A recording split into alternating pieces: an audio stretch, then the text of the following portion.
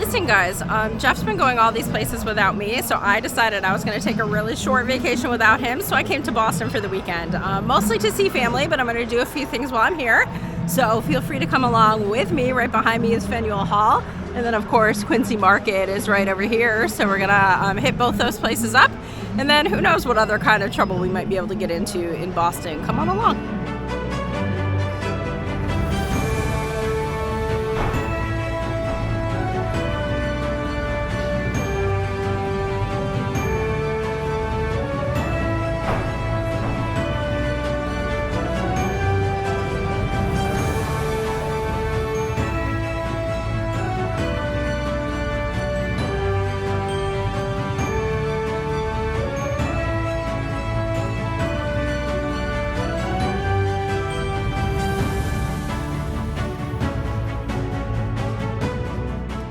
So guys, one of my favorite places to come when I come to Boston is Newbury Street, but on Newbury Street is someplace called Trident Books. You can see it right here behind me.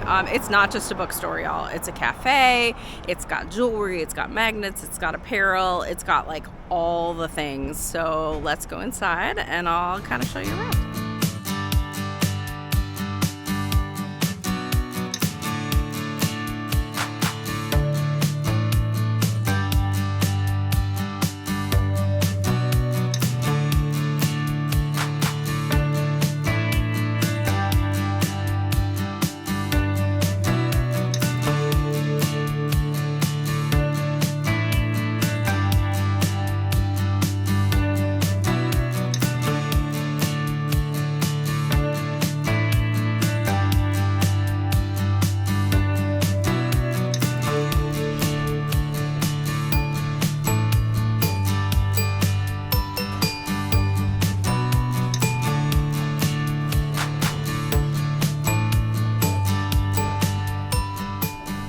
So guys, just around the corner from Newbury Street is the smallest Trader Joe's in the known universe, just so you know. Couple things that I love about Trader Joe's, of course, everywhere, but this one's super cute, so we'll do a little bit of filming around the store just so you can see how tiny it is. But of course, sea salt butterscotch caramels are my favorite, and yes, I say caramel. If you want to put in the comments below how you say it, is it caramel or caramel? But I say it's caramel. There's an A in it. There's no other way about it. And then of course, chocolate covered power berries to get us through our day. So there we go, world's smallest Trader Joe's.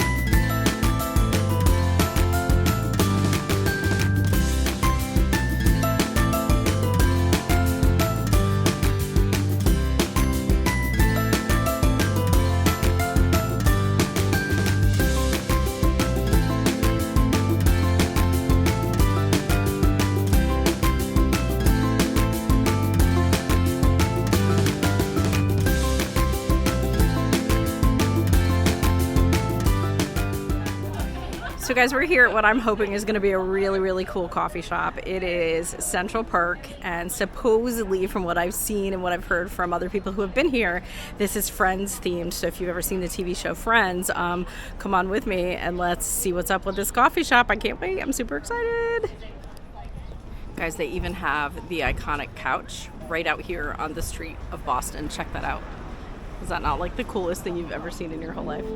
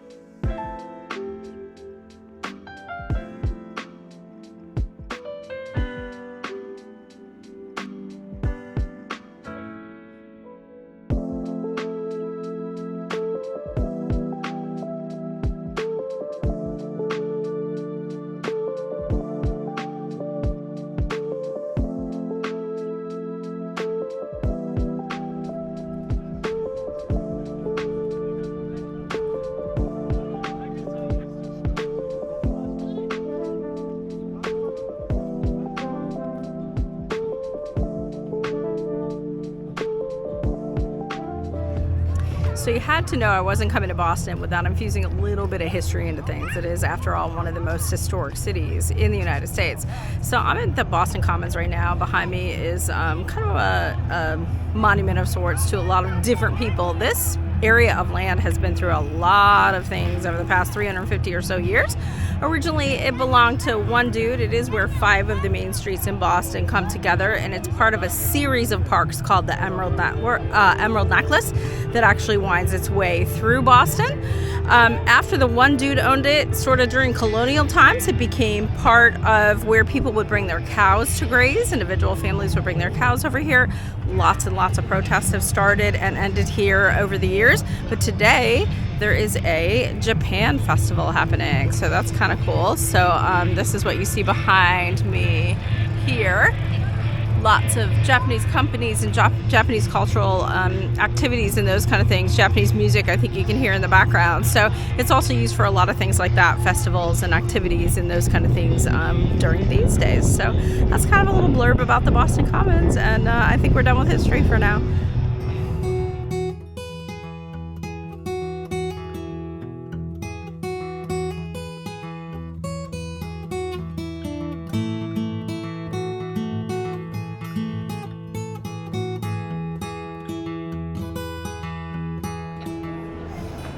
So guys, here on Charles Street is another super cute bookstore. It happens to be independent bookstore day here. And so all these little bookstores have some free giveaways and some different things. But this is Beacon Hill Books behind me. It's amazing and super cute. They have a mascot who's a squirrel named Paige. If you know, you know. And yeah, so check this place out. It's on Charles Street. So come on over here. It's really cool because they've taken an old building and they actually use the rooms that exist in the building instead of opening it all up and making it into a bookstore. Each little tiny room has its own theme for the bookstore. It's a very cool place. Stop by.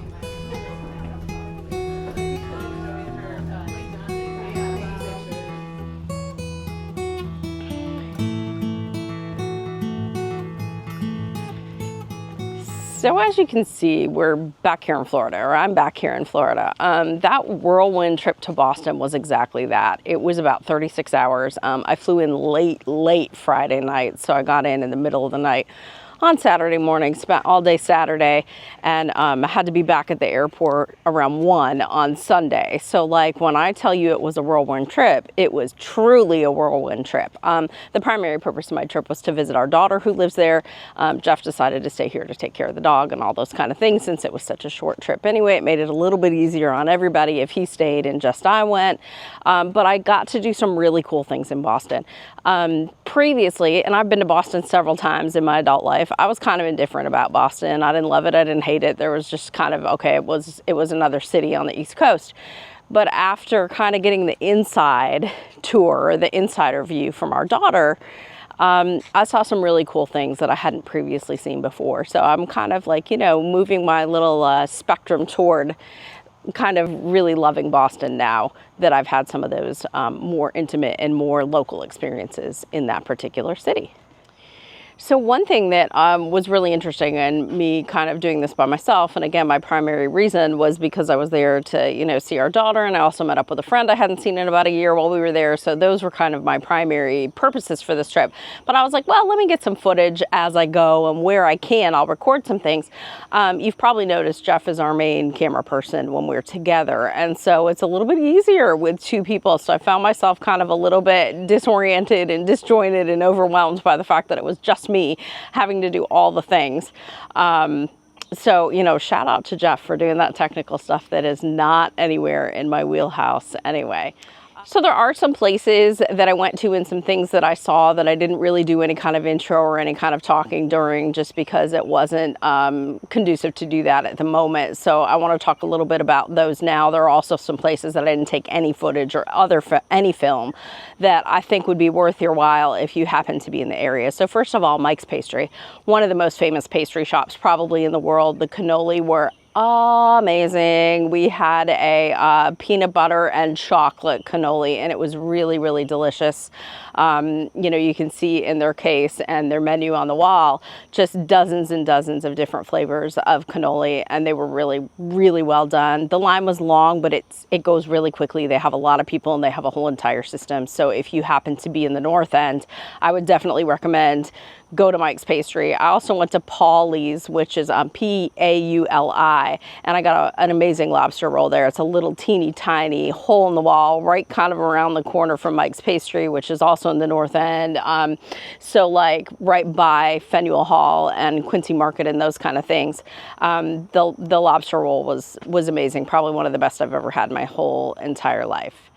So just a few other things I wanted to mention that I didn't really get an opportunity to go in depth into in the rest of the video. One is the Victory Gardens are amazing. They're in the Back Bay area of Boston, which is right near Fenway.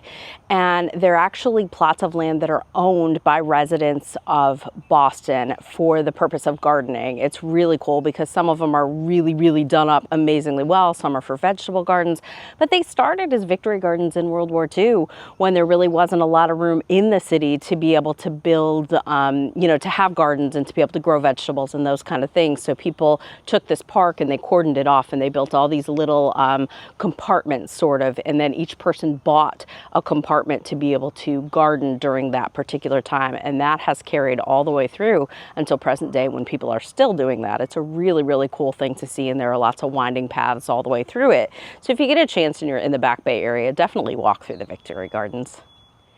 From the area where we were staying, which is Back Bay, we took a short train ride. It's called the T in Boston, and I'll talk about that in just a second. But we went out to Brookline, which is also known as Coolidge Corners. It's just outside of Boston.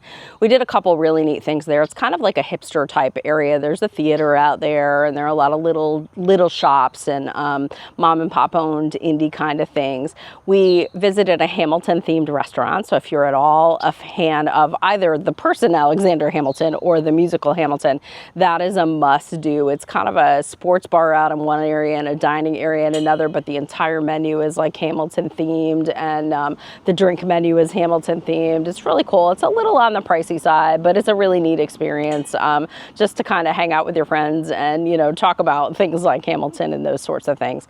Also out there is Brookline Booksmith, which is not your average bookstore. So I don't have any footage of it just because we were with a big group of people and it was kind of overwhelming.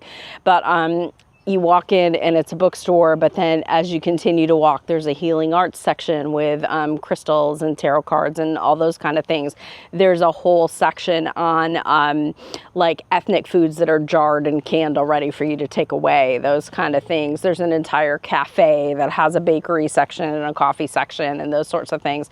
So definitely a really cool experience, way more than we bargained for when we were like, hey, let's stop into this bookstore, because as I mentioned before, it was independent bookstore day. So we were like, let's do that. And then we got so much more than we bargained for when we walked into that bookstore. So definitely a must do there. The train system in Boston is called the T, and I just mentioned that we got out to Brookline by taking the T. We got a few different places by taking the T.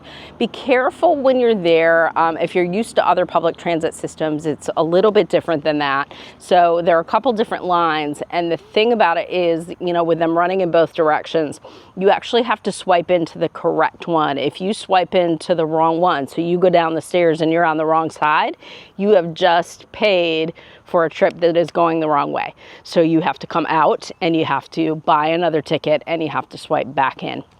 I want to say it's $275, I think, for a ticket, but we can do a quick little research and we can drop that as a graphic down below for you. But I think it's $275 per trip on the T, and it takes you throughout Boston. But again, there are two lines and they both go in two directions. So you kind of have four choices at various places of where to go, and you want to make sure that you're headed in the correct direction.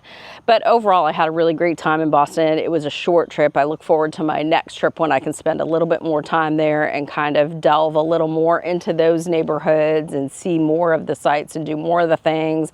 I have walked the Freedom Trail before, but I would absolutely 100% want to do that again, along with, you know, some of the churches and some of the more historic type things that Boston is known for that I didn't get to do this time because it was just kind of more of a whirlwind touristy trip this time around. All right, Felicia, I'm glad you had a great time there in Boston, but if you ever become a Red Sox fan, we're done. You don't have to worry about that. All right, that's it. Go Yankees, and don't forget to like this video, subscribe to our channel if you haven't already done so, and hit the notification bell so you know when our next video comes out.